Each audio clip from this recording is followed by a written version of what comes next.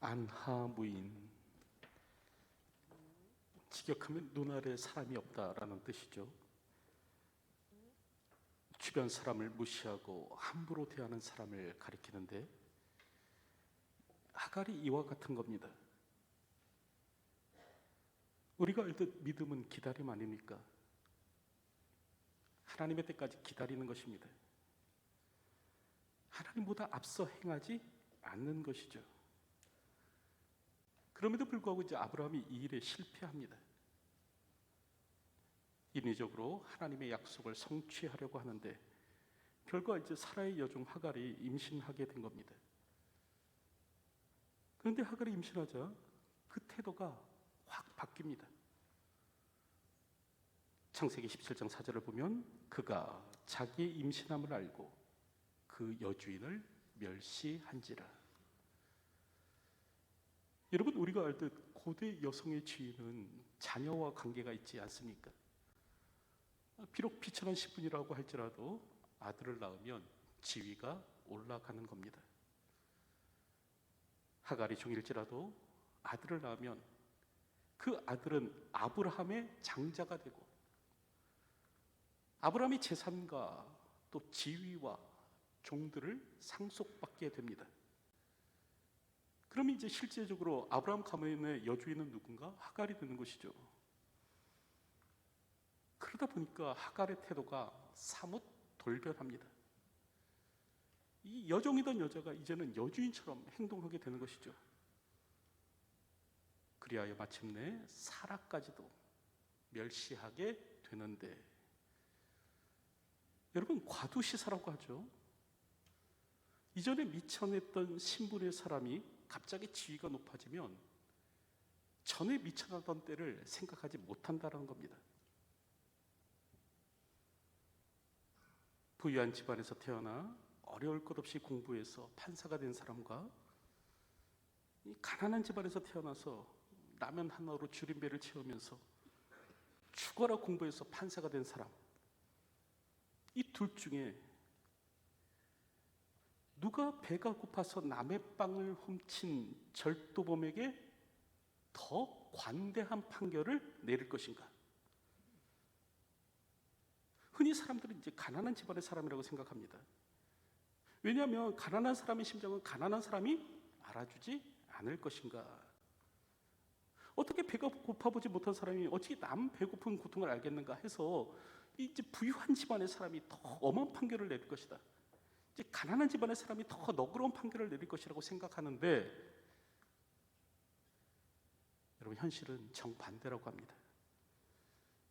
이 가난한 집안 출신의 판사는요, 나는 너보다 더 힘들었어도 남의 물건을 훔치지 않았다, 죽을 힘을 다해 노력했고 이렇게 보란 듯 성공했다. 그런데 넌 뭘 했냐? 넌 용서받을 자격이 없다, 이렇게 생각해서 훨씬 엄한 판결을 내린다는 겁니다. 여러분, 이렇듯 오늘 우리가 조금만 성공하면요, 금방 막 자신을 대단한 사람으로 착각해서 자신의 처지보다 못한 사람을 멸시하곤 하죠. 그러다 보니까 이제 중앙대 김누리 교수는 오늘 우리 사회를 모래사회라고 그렇게 명명하는데, 오늘 우리 사회가 인간에 대한 예의를 모른다는 거예요. 오늘 우리나라 헌법 제1조는 대한민국은 민주공화국이다 이죠. 근데 이제 독일 헌법의 제1조는 인간의 존엄은 불가침하다라는 것이라고 합니다. 독일에서는요, 특정 정치 형태를 언급하기 전에 먼저 인간의 존엄부터 천명한다는 거예요. 그 누구도 인간의 존엄성을 훼손해서는 안 된다. 인간의 존엄성은 불가침의 영역이다. 멸시받아도 좋은 사람은 세상에 아무도 없다. 그것부터 선언하고 시작한다는 것이죠. 여러분, 오늘 우리에게서 멸시받아도 되는 사람은 아무도 없습니다. 오늘 우리가 아무렇게나 대해도 좋은 사람은 아무도 없는 거예요. 아파트 경비원 아저씨도 마찬가지예요.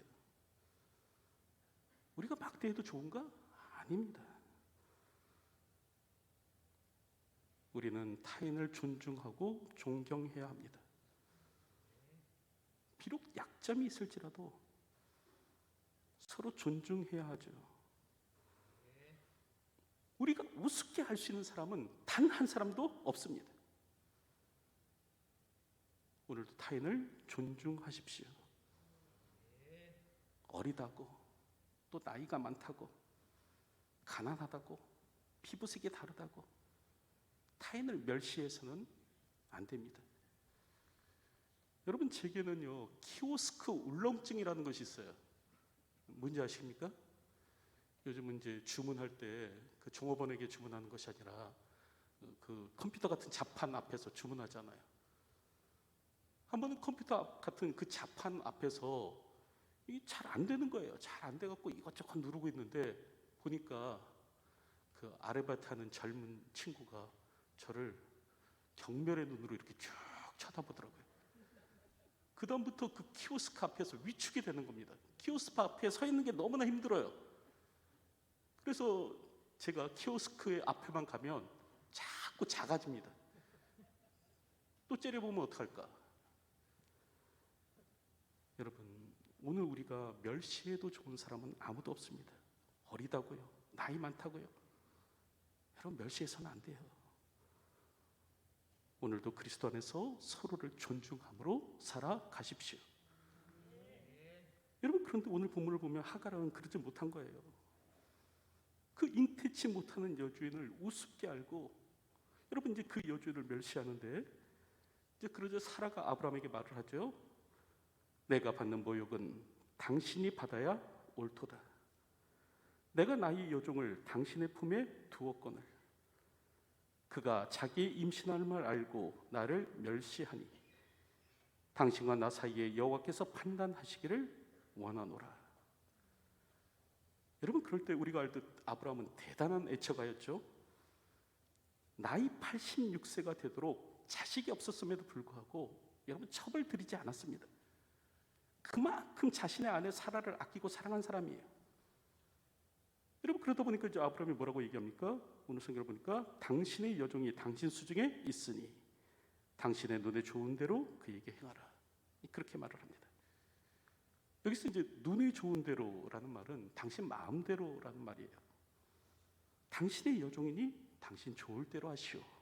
그렇게 말을 했다라는 거죠. 여러분, 그 결과 이제 전세가 역전되는데 결국 하갈은 사라로부터 도망하는 일이 일어납니다. 그럴 때 창세기 16장 1절을 보면 그에게 한 여종이 있으니 애굽 사람이요 이름은 하갈이라. 여러분, 그렇게 말씀하죠. 하갈은 애굽 사람이었다는 거예요. 그래서 그녀는 애굽으로 도망합니다. 하지만 이 길은 사막을 통과하고 신의 반도를 관통해야 하는 아주 머나먼 길이었습니다. 그러니까 임신한 여인으로서 도저히 이게 건너지 못할 굉장히 험악한 길이에요. 그럴 때 오늘 보면 7절을 말씀 보면 여호와의 사자가 이 도망하는 하갈을 찾아가셨다. 그렇게 말씀합니다. 그래서 여호와의 사자가 광야의 샘물 곁 곧 술길 샘 곁에서 그를 만나. 그렇게 말씀하죠. 여기서 술광야가 나오는데 이 술광야는 유다 남쪽에 있는 사막입니다. 이제 애굽으로 가려면 반드시 이곳을 지나야 돼요. 그럴 때 하갈이 이 광야를 지났고 여호와의 사자는 이 광야를 지나는 하갈을 찾아가셨다는 거예요. 그리고 말씀하죠. 내가 어디서 왔으며 어디로 가느냐. 여러분, 그럴 때 여기서 내가 어디서 왔으며 어디로 가느냐라는 말은 뭐냐면 지금 내가 하고 있는 일이 무슨 일인지 아느냐? 그런 말이에요. 지금 네가 하고 있는 일이 무슨 일인지 아느냐? 여러분, 오늘 우리는 두서없이 행하는 존재이죠. 특별히 감정이 막 격해지면 또 막무가내로 살아갑니다. 이성적으로 곰곰이 생각하면 하지 않을 일도요. 뭐 감정이 격해지면, 뭐 감정의 폭풍에 막 휩싸이면 하지 말아야 될 일도 막 하곤 하지 않습니까? 여러분, 그럴 때 오늘 성경을 보면 여호와 사자는 어떻게 하는가? 하갈을 찾아가서 내가 어디서 왔으며 어디로 가느냐? 지금 네가 하고 있는 일이 무슨 일이지 않느냐? 묻고 계시는 것입니다. 여러분, 오늘 우리는 지금 내가 하는 일이 무슨 일인지 아느냐 물으시는 성령의 음성에 귀를 기울일 줄 아는 사람이 되어야 합니다. 막무가내로 감정에 휩싸여서 행동해서는 안 돼요. 하나님께서 주신 우리의 마음에 따라 행동할 수 있어야 됩니다. 특별히 성령께서 오늘 우리의 마음 가운데 말씀하실 때 지금 네가 하는 일이 무슨 일인지 알고 있느냐 말씀하실 때 그 성령의 음성에 귀를 기울일 수 있는 사람이 되어야 합니다. 오늘 우리는 성령의 세미한 음성에 귀를 기울이며 살아갈 수 있는 사람이 되어야 하는 것이죠. 어쨌든 오늘 본문을 보면 여호와의 사자는요 이렇게 무작정 애고로 가는 그 하갈의 길을 막아섭니다. 그러면서 9절 말씀을 보면 내 여주인에게로 돌아가서 그 수하에 복종하라 말씀하십니다. 여기서 그 수하에 복종하라라는 말은 뭐냐면 먼저 첫째로요 아브라함이 씨를 가졌다고 해서 자녀를 가졌다고 해서 그 여주인을 멸시하는 그 태도 옳지 못하다 말씀하여 주신 겁니다. 그거 옳은 것이 아니고 그러므로 둘째로 너는 그녀의 손 아래서 너를 낮추라 그렇게 말씀하는 겁니다. 내 자신을 구부려라 내 여주인에게 복종하라 말씀하십니다. 여러분 오늘 우리는 낮출 수 있는 사람이 되어야 합니다. 구부릴 수 있는 사람이 되어야 하죠. 여러분 폭풍우 속에서도 결국 살아남는 것은 억새 아닙니까? 이 폭풍이 불면 뭐 아름드리 나무도 막 그 가지가 꺾이고 뿌리까지 뽑히는 일이 일어나지만 여러분 억새는요 고개를 숙일 줄 알기에 살아남는 것입니다. 오늘도 겸손함으로 살아가시기 바랍니다. 자기를 낮추십시오. 그러면 하나님께서 여러분들을 높이실 것입니다. 이처럼 여호와의 사자는 자신을 낮출 것에 대해서 말씀하신 후에 오늘 성경을 보면 이제 하갈에게 다음과 같은 약속을 하십니다. 내가 내 씨를 크게 번성하여 그 수가 많아 셀 수 없게 하리라. 내가 임신하였은즉 아들을 낳으리니 그 이름을 이스마엘이라 하라. 이는 여호와께서 내 고통을 들으셨음이니라. 하나님께서는 이 하갈에게 아들을 낳을 것이다 라고 말씀하시고 이제 그 아들의 이름을 이스마엘이라 하라 말씀하시는데 여러분 이스마엘 이름의 뜻은 하나님께서 들으셨다라는 뜻이죠.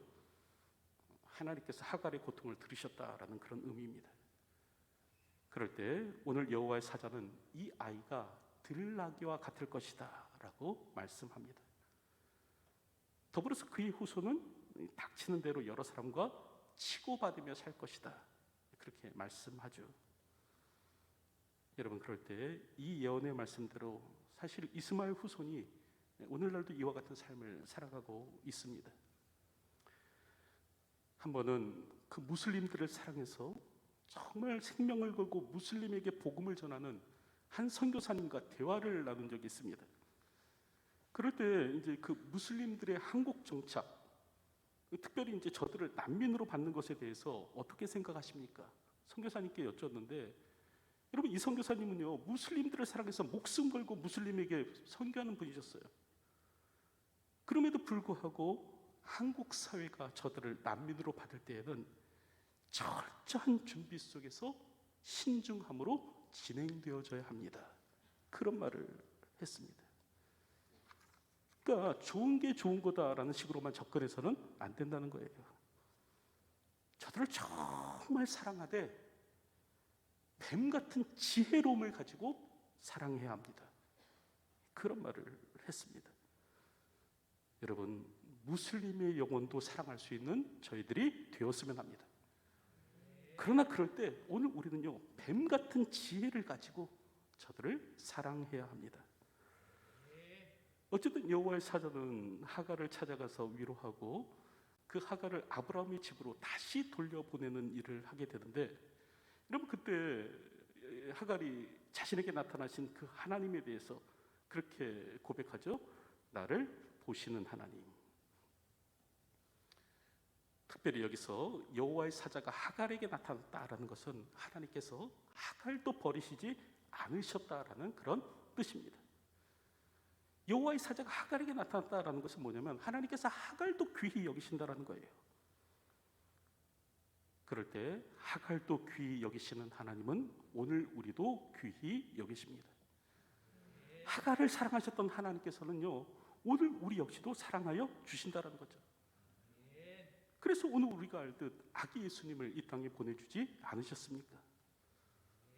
여러분, 예수님께서 이 땅에 오신 것은 대접받기 위함이 아니셨습니다. 예수님께서 연약한 아기의 몸을 입으시고 이 땅에 오신 것은 높아지기 위함이 아니셨죠. 인자가 온 것은 섬김을 받으려 함이 아니라 도리어 섬기려 하고 자기 목숨을 많은 사람의 대속물로 주려 함이니라. 예수님은 자기 목숨을 주시기 위해서 이 땅에 오셨습니다. 오늘 우리를 천하보다 더 귀히 여기시는 분이 우리 주님이십니다. 오늘 우리를 자신의 생명보다 더 사랑하여 주시는 분이 우리 주님이세요. 특별히 오늘은 그 주님이 연약한 아기의 모습으로 이 땅에 오신 날이죠. 하늘 영광 버리시고 낮고 천한 이곳에 오신 날입니다. 오늘도 그 베푸신 사랑을 찬미함으로 살아갈 수 있는 저희들이 되었으면 합니다. 오늘도 우리에게 생명 주시기 위해서 이 땅을 찾아오신 하나님의 아들 예수 그리스도께 오늘도 감사함으로 살아가는 저희의 삶이 되어야 할 것입니다. 어쨌든 이처럼 그 여호와의 사자가 하갈에게 나타나서 말씀하실 때 하갈이 이 여호와의 사자에 대해서 엘로이, 즉 살피시는 하나님이라고 그렇게 고백했다라고 성경은 말씀하죠. 여러분, 로이라는 이 히브리어 단어는 바라보다, 관찰하다, 주의 깊게 살피다라는 뜻입니다. 그런데 오늘 본문으로 보면 이제 엘로이, 하나님을 엘로이로 이렇게 고백하고 있는데, 이 말을 오늘 우리가 읽은 이제 개역 개정 성경을 보면 살피시는 하나님이라는 말로 번역하고 있고, 지난 개역 성경은 감찰하시는 하나님, 그리고 이제 새번역 성경은 보시는 하나님, 공동번역 성경은 돌보시는 하나님으로 번역하고 있습니다. 여러분, 오늘 우리 하나님은 어떤 하나님이신가? 살피시는 하나님이라는 거예요. 감찰하시는 하나님이라는 거예요. 보시는 분이시라는 거예요. 그래서 성경을 보면 하나님께서 살피신다, 감찰하신다는 말이 무려 52번이나 나옵니다. 그리고 이제 비슷한 말이죠. 하감하신다라는 말이 7번 기록되고 있는데, 시편 33편 13절부터 15절을 보면 여호와께서 하늘에서 감찰하사 모든 인생을 보시며 곧 그 거하신 곳에서 세상의 모든 거민을 하감하시도다. 저는 일반의 마음을 지으시며 모든 행사를 감찰하시는 자로다. 또 시편 139편 1절부터 4절을 보면 여호와여, 주께서 나를 감찰하시고 아셨나이다. 주께서 나의 앉고 일어섬을 아시며 멀리서도 나의 생각을 통촉하시오며 나의 길과 눕는 것을 감찰하시며 나의 모든 행위를 익히 아시오니 여호와여, 내 혀의 말을 알지 못하시는 것이 하나도 없으시리이다. 또 여러분 6기 28장 24절을 보면 이는 그가 땅끝까지 감찰하시며 온 천하를 살피시며, 그렇게 말씀합니다. 이처럼 오늘 우리 하나님은 어떤 하나님이신가? 보시는 하나님이에요. 살피시는 하나님이에요. 감찰하시는 하나님이십니다. 그럴 때 이 감찰하시는 하나님이라는 이 말의 뜻은 뭐냐면, 오늘 우리의 고통을 보시고 오늘 우리의 아픔을 보시고 오늘 우리의 부르짖음의 귀를 기울이신다라는 그런 의미입니다. 그러니까 하나님이 감찰하시는 하나님이시다, 살피시는 하나님이시다라는 말은 뭐냐면 오늘 우리의 아픔을 보시고 오늘 우리의 아픔을 살펴주신다는 것이에요. 여러분, 우리 하나님은 살피시는 하나님이기 때문에 우리의 아픔, 고통, 슬픔을 다 아십니다. 그래서 출애굽기 2장을 보면 하나님께서는 모세를 보내서 이스라엘 백성들을 구원해내지 않으십니까? 이스라엘 백성들이 애굽의 바로로 인해서 심한 노동에 시달리죠. 저들이 탄식하며 하나님 앞에 부르짖게 됩니다. 그럴 때요, 하나님께서 그들의 고통 소리를 들으시고, 성경이 그렇게 기록하고 있어요. 이스라엘 백성들이 탄식하며 하나님 앞에 부르짖을 때 하나님께서 그들의 고통 소리를 들으셨다는 거예요. 그리고 모세를 보내서 저들을 구원하여 주십니다. 그러므로 오늘 우리에게 아픔과 고통이 있다면 우리의 아픔을 아시는 하나님 앞에, 우리의 아픔을 살피시는 하나님 앞에 간구하시기 바랍니다. 하나님께서는요, 오늘 우리가 하나님을 향해 전심으로 부르짖으면 외면하지 않고 들으십니다. 오늘 우리가 인내로서 하나님 앞에 기도하면 반드시 응답하여 주실 것입니다. 여러분, 그래서 예레미야서 33장 3절을 보면요, 너는 내게 부르짖으라. 내가 내게 응답하겠고 내가 알지 못하는 크고 비밀한 일을 내게 보이리라. 그렇게 말씀하고 계시고요. 누가복음 18장 7절을 보면 하물며 하나님께서 그 밤낮 부르짖는 택하신 자들의 원한을 풀어주지 아니하시겠느냐, 저들에게 오래 참으시겠느냐 하십니다. 또 시편 61편 15절을 보면 저가 내게 간구하리니 내가 응답하리라.